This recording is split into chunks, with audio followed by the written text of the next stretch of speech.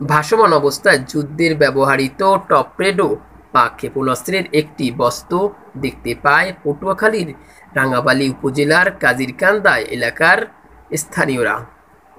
প্রাথমিকভাবে ধারণা করা হয় বঙ্গোপসাগর থেকে ভেসে আসতে পারে এই ক্ষেপণাস্ত্রটি।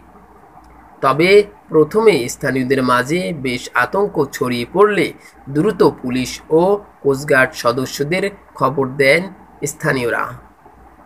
কোস্টগার্ডের সদস্যরা এসে বিষয়টি পর্যবেক্ষণ করে বুঝতে পারেন এটি কি, কোথা থেকে এসেছে, এটি ব্যবহৃত না অব্যবহৃত বিষয়টি নিশ্চিত করা যাবে বলে জানিয়েছেন প্রশাসনের পক্ষ থেকে। এম কে কামরুল ইসলাম, বিশেষ প্রতিনিধি, তথ্যচিত্র নিয়ে বিস্তারিত।